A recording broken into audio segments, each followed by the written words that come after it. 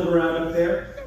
Now, I do want to say, before I go any deeper into being a Boy Scout, I do have to answer a question I'm sure is on some of your minds. It's something people ask me quite often when I mention the fact I was a Boy Scout. No, I was not molested. Right? You'd be surprised. People ask that quite often, and I'm a little offended by that question. All right, not every single scout troop had those people, had those problems. And besides what my scoutmaster and I had, it was love. Some of you don't know if that's a joke or not.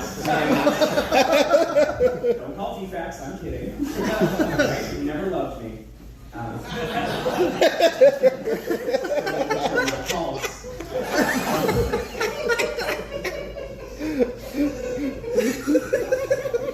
No, but I will say, while there was no molestation in our scout troop, none whatsoever, there was a lot of sexual tension because, like I said, when you're a Cub Scout, there's a lot of, there's just a lot of cute things going on. You're doing Pinewood Derby, you're selling popcorn, but as you grow up, it just becomes a bunch of 12 and 13-year-olds out in the forest, right? And so, there's this thing called the buddy system in Boy Scouts, if you don't know about it. It's the idea that no one should ever be by themselves, right? You don't want the Cub Scouts getting lost and wandering out without a buddy to help guide them back home. But when you get into the 12 and 13-year-olds, it means that no one can be by themselves at all, at any point in time. Which means that when you go to sleep at night, you have to have a person in your tent with you. And I don't know about y'all, but when I was 12 and 13 years old, jerking off was not a requirement. It was something that had to happen every single day, or I would go insane. And so a lot of the skills I learned in Boy Scouts, pitching a fire, building a fire, pitching a tent, learning how to masturbate incredibly quietly.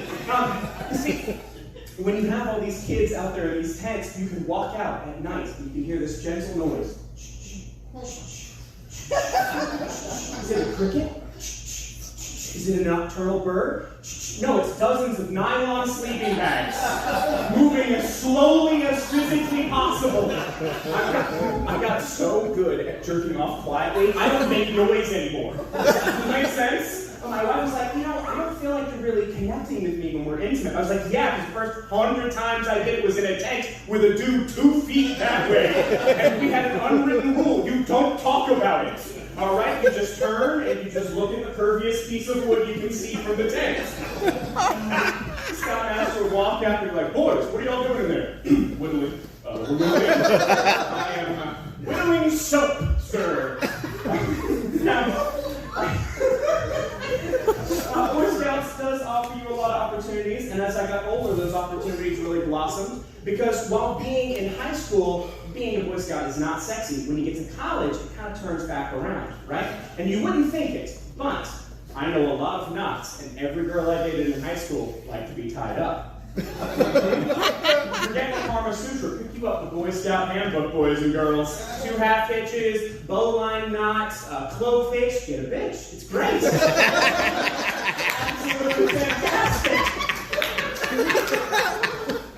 That joke is true. Now, what can I say? I had them tied up. It doesn't burn, it doesn't hurt. It's all good. Now, of course, the kids in my scout troop, they're all adults now, and that is kind of weird, seeing all these pimply faced teens you used to hang out with grow up and do incredible things. One of the guys I was in a scout troop with is a fighter pilot now.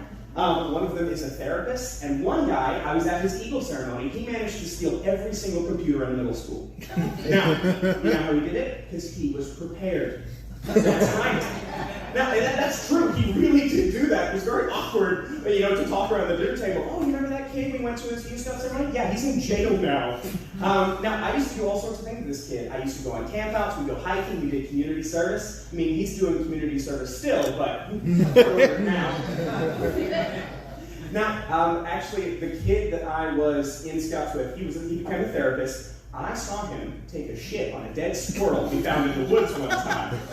That's true, and I'm trying to figure out how to make a joke about it, but right now, all I've got is, I guess that's what an emotional support animal is? I guess. I'm going to keep workshopping it. That one went okay. Now, I told you earlier that the story